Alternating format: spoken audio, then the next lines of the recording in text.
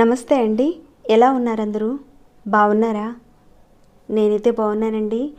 మీ అందరికీ అమ్మవారి ఆశీస్సులు ఎల్లప్పుడూ ఉండాలని కోరుకుంటూ ఈ చిన్న దీపారాధన చేసుకోండి, మంచి ఫలితాలు ఉంటాయి. ఇంతకీ దీపారాధన ఏంటి, ఈ దీపాన్ని ఎలా వెలిగించాలి, వెలిగించడం వల్ల ఎలాంటి ఫలితాలు ఉంటాయో అన్నీ కూడా వివరిస్తానండి. ఈ పరిహారాన్ని చేసుకుంటే ఎలాంటి వారైనా సరే మీ వశమై ఉంటారు. మీరు ఇక్కడ వేరే రకంగా ఆలోచించకండి, ఎలాంటి దురుద్దేశాన్ని ఆపాదించి చేసేది కాదండి. ప్రతి ఒక్క పాయింట్ కూడా చెప్తానండి వీడియోలో, మీరు చూస్తూ ఉండండి. ఈ మధ్యనే చాలామంది అడుగుతున్నారండి, మా భార్య మా భర్తల మధ్య సమస్యలు అనేటివి వస్తున్నాయండి. కుటుంబంలో ఉండి ఏదో ఒక కారణాల వల్ల గొడవలు కావచ్చండి, అవి లేదంటే రిలేషన్స్ వల్ల కావచ్చండి. కొంతమంది విడిపోవడం కూడా అవుతూ ఉంటుంది. అంటే భార్య సరిగ్గా చూసుకోవడం లేదనో, లేదంటే భర్త సరిగ్గా చూసుకోవడం లేదనో, ఈ విధంగా కొంతమంది విడాకుల దాకా వెళ్ళి మళ్ళీ కలుసుకోవాలని ప్రయత్నం చేసేవారు ఉంటారు.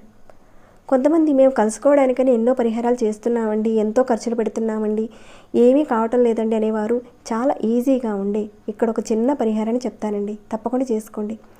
ఇక్కడ ఈ పరిహారం విషయంలో ఎలాంటి మంత్రం ఉండదు, పూజ ఉండదు, జపాలు ఏమీ కూడా ఉండవండి. మీ యొక్క మనోస్థితిని బట్టి ఈ పరిహారం పనిచేస్తుంది.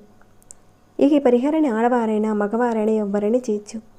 భార్యాభర్తలకు సంబంధించి చాలా పరిహారాలు చెప్పానండి ముందు వీడియోలో. అంటే ఆ పరిహారాలు మంచి ఫలితాలు ఇచ్చేటివే, అలానే ఇప్పుడు చెప్పే ఈ పరిహారం కూడా మంచి ఫలితాలు వచ్చేది. ఎందుకంటే ఆ పరిహారాలు చూసి చేసుకోవాలనుకున్న కొందరు అడిగారు, మాకు చేసుకోవాలని వీలుగా ఉందండి, అక్కడ చెప్పే ఆ పరిహారం విషయంలో సమయం కుదరటం లేదు, ఇంకా అక్కడ చెప్పిన పదార్థం మాకు అందుబాటులో లేదు, కాబట్టి మరొక పరిహారం అంతే ఫలితాన్ని ఇచ్చేది ఏదైనా చెప్పమని అడిగారు. కాబట్టి నేను ఇక్కడ ఈ పరిహారాన్ని మీతో షేర్ చేస్తున్నానండి. ఒకవేళ ఈ పరిహారం మీకు చేయడానికి వీలు కాకపోతే ఆ పరిహారాల నుంచి ఒక పరిహారాన్ని ఎంచుకొని మీరు ప్రయత్నం చేయొచ్చు. అయితే ఇలాంటి పరిహారాల విషయాల్లోనూ ఈ పరిహారం విషయంలో కానీ మీరు దురుద్దేశం అనేది మనసులో పెట్టుకొని చేస్తే ఫలితాలు అయితే ఉండవు. అలానే పరిహారాన్ని చేసేటప్పుడు ఏమైనా ఆటంకాలు వచ్చినా మన ఇష్టం వచ్చినట్టుగా మనం చేసినా కానీ ఫలితాలు ఉండవు. కొన్ని పరిహారాల విషయాలు ఈ పరిహారం చేస్తే రిజల్ట్ వస్తుందండి, నేను చేస్తానండి, మీకేమైనా వచ్చిందా అని ఇలాంటి మాటలు వాడకూడదు, కామెంట్స్ పెట్టకూడదని నేను చెప్తూనే ఉంటానండి. మీరు వీడియోని సరిగ్గా చూడకుండా స్కిప్ చేసుకుంటూ వెళితే అసలు ఏమీ అర్థం కాదండి. పరిహారాలు మనకు కరెక్ట్గా అన్నీ చూసి కరెక్ట్గా ఫాలో అయితేనే మనకు ఫలితాలు వస్తాయి. అలానే పరిపూర్ణమైన నమ్మకంతో చేయాలి, విశ్వాసంతో చేసినప్పుడే ఉంటుందండి. చెప్పే సమయము పదార్థం అన్నిటి బట్టి కూడా ఉంటుంది. ఒకవేళ మీరు ఈ పరిహారాన్ని చేశారు, ఫలితం రాలేదు, ఇక ఎందుకులే రాదులే రిజల్ట్ అని ఆ విధంగా వదిలేయకండి, మళ్ళీ చేయండి. అంటే ఆ చేసిన సమయంలో మీ యొక్క మానసిక స్థితి సరిగ్గా లేనప్పుడు రాకపోవచ్చు, కాబట్టి మళ్ళీ చేయండి. ఇంకాను ఏదైనా ఆటంకం వచ్చినప్పుడు మళ్ళీ మొదటి నుంచి మొదలు పెట్టాలి. ఇక పరిహారం ఎలా చేయాలి ఏంటి అనేదన్నీ కూడా చెప్తానండి. ఇక్కడ పరిహారాన్ని చూసే ముందు లైక్ చేశారా లేదా అనేది ఒకసారి చూడండి. ఈ వీడియోకి లైక్స్ అనేవి చాలా ఇంపార్టెంట్ అండి. మీరు చేసే లైక్స్ వల్ల ఈ వీడియో 10 మందికి చేరి వారి లైఫ్కి మీరు హెల్ప్ ఇచ్చిన వారు అవుతారు. ఇంకాను నాకు కాస్త ఇంట్రెస్ట్ ఇచ్చిన వాళ్ళు కూడా అవుతారు మీరు.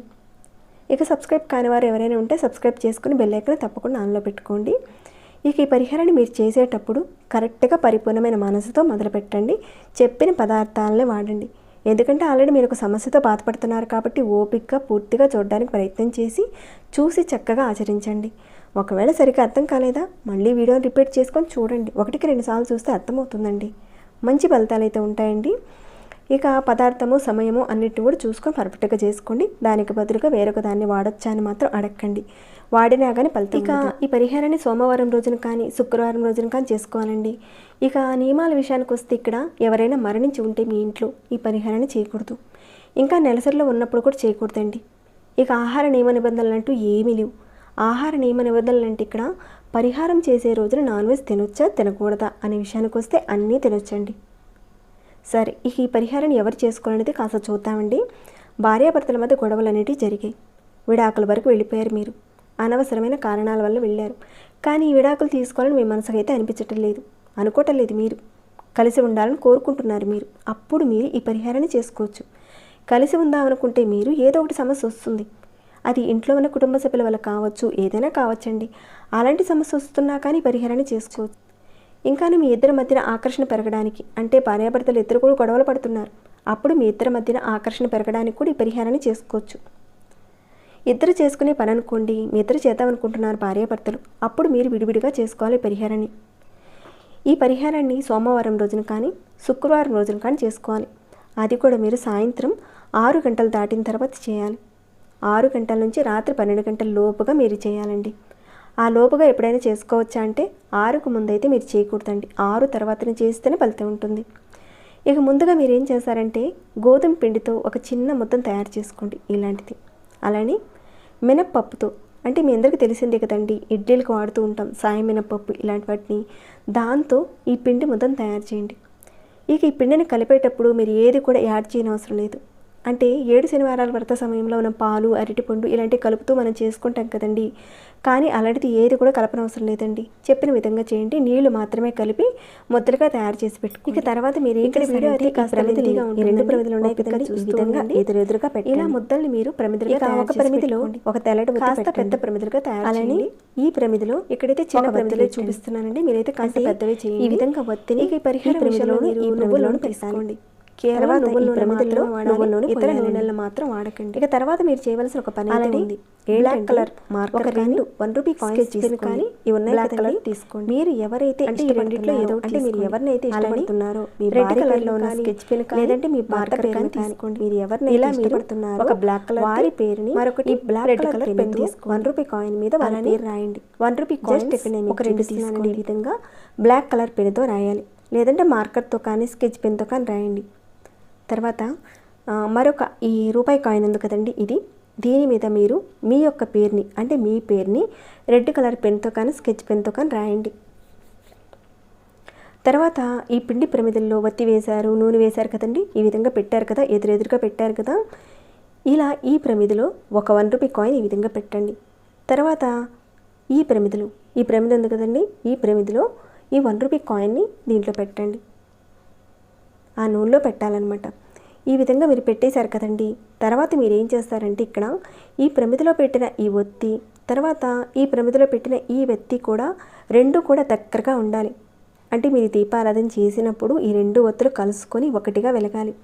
విడివిడిగా వెలగకూడదండి. 2 ఒత్తులు కలిసి ఇలా ఉన్నప్పుడు దీపారాధన చేయాలి. ఈ విధంగా పెట్టి దీపారాధన చేసిన తర్వాత ఇక ఎలాంటి మంత్రము, జపము ఏది ఉండదండి ఇక్కడ. ఈ పరిహారాన్ని మీరు సెపరేట్గా ఒక గదిలో కూర్చొని చేయాలండి. అయితే ఈ పరిహారాన్ని మీరు చేసేటప్పుడు ఎవరూ కూడా మిమ్మల్ని చూడకూడదు. తలుపులు వేసుకొని కూర్చొని పూర్తిగా ఇదంతా కూడా కంప్లీట్ చేసుకోవాలి.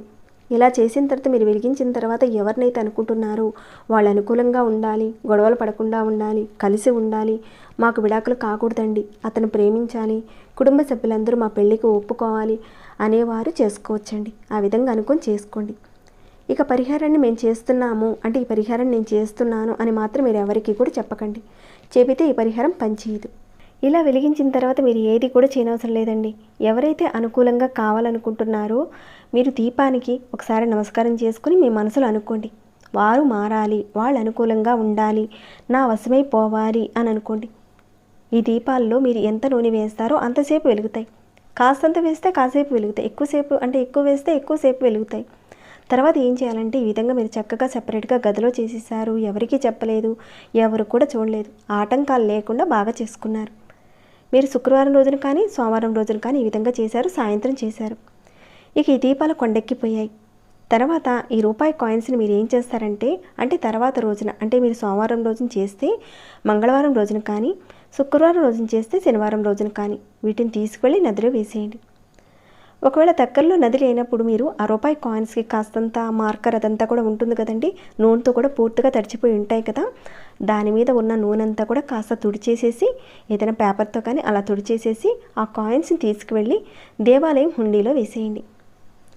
ఇక పిండి ప్రమిదలు ఉన్నాయి కదండి, ఇవి ఉన్నాయి కదా, వీటిని దగ్గరలో ఏదైనా ఆవు ఉంటే కనుక ఆవుకి తినిపించండి. ఒకవేళ అది అందుబాటులో లేకపోతే ఆవు ఏదైనా చెట్టు మొదట్లో పెట్టేయండి ఈ పిండి ప్రమిదల్ని. దీనికి ఉన్న నియమం ఏమిటంటే చేస్తున్నప్పుడు కానీ, చేసిన తర్వాత కానీ, చేసే ముందు కానీ ఎవరితోనూ చెప్పకూడదు. మీ పిల్లలతో కానీ, తల్లిదండ్రులతో కానీ, అక్క చెల్లెలతో కానీ ఎవరికి కూడా చెప్పకండి. పొరపాటును కూడా ఎవరికి చెప్పకుండా చెయ్యండి. అలానే నాతో కూడా చెప్పకండి, నేను చేస్తున్నానండి ఈ పరిహారాన్ని అని నాతో కూడా చెప్పకండి, కామెంట్ ఇవ్వకండి నాకు కూడా. అలానే ఈ పరిహారం నేను చేశాను, ఇంకా మీలో ఎవరైనా చేశారా, మీకేమైనా రిజల్ట్ వచ్చిందా, ఈ పరిహారం ఫలించిందా లేదా అని ఈ విధంగా కింద కామెంట్లు పెడుతూ అడిగేవారు కూడా ఉంటారు కొంతమంది. అలా కూడా అడగండి, మీరు చెప్పడం వల్ల ఫలించదండి. ఈ పరిహారాన్ని మీ పని పూర్తయ్యే వరకు చేస్తూ ఉండండి. శుక్రవారం, సోమవారం పరిపూర్ణమైన నమ్మకంతో చేస్తూ ఉండండి. మంచి ఫలితం అయితే ఉంటుంది. అంతేకాని మీరు 2 వారాలు చేసామండి, 1 వారం చేసేసామండి వచ్చేస్తుందా అంటే అది కాదండి. ఇక్కడ మీ యొక్క సంకల్ప బలాన్ని బట్టి మీకు అనుకూలత క్రియేట్ చేసే విధంగా ఈ పరిహారం మీకు పనిచేస్తుంది. ఒకసారి చేసాం, 2 సార్లు చేసేసాం, ఆపేసాం అనేది కాదండి. మీరు ఏదైతే మనసులో ఒక సంకల్పం పెట్టుకున్నారో మీరు అనుకున్న వారు మీకు వశం అయ్యే వరకు చేస్తూ ఉండండి. ఎవరికి చెప్పకుండా చేస్తూనే ఉండండి. ఎందుకంటే ఇంతకాలం మీరు ఈ సమస్యలతో బాధపడుతున్నారు, ప్రతిరోజు బాధపడుతున్నారు. కాబట్టి ఆ సమస్య నుంచి గట్టెక్కాలంటే కాస్త ఓపికగా ఈ పరిహారం చేసుకోండి. మరి ఈ పరిహారాన్ని చేశాను, అవుతుందా లేదా, నిజమేనా కాదా అనేటివి ఇలాంటివి మీ మనసుకు మాత్రం రానియకుండా చూసుకోండి. మీరు డౌట్స్ పెట్టుకొని చేస్తే ఏ పరిహారాలు కూడా రిజల్ట్ అనేటివి రావండి. ఈ ఒక్క విషయం నేను ప్రతి వీడియోలో కూడా చెబుతూనే ఉన్నాను. మీ మనసులో ఉన్న బలాన్ని బట్టి ఈ పరిహారం పనిచేస్తుంది. సో తప్పకుండా ఈ పరిహారం మీ అందరికీ కూడా ఉపయోగపడుతుందని భావిస్తున్నానండి. చేసుకోండి, మంచి ఫలితాలు అయితే ఉంటాయి. ఇలాంటి సమస్యలతో ఉన్నవారు మీ చుట్టుపక్కల వారు కానీ ఎవరైనా ఉంటే వారికి షేర్ చేయండి. మీరు షేర్ చేశారా లేదా, ఇంకా ఈ వీడియో మీకు ఎలా అనిపించింది అనేది కూడా చెప్పండి. ఇలాంటి సనాతన ధర్మంలో ఉన్న మంచి విషయాలు మీరు తెలుసుకోవాలనుకుంటే మన ఛానల్ సబ్స్క్రైబ్ చేసుకుని డైలీ వాచ్ చేస్తూ ఉండండి. మరొక భక్తి వీడియోలో మళ్ళీ మిమ్మల్ని కలుసుకుంటాను. అంతవరకు సెలవు.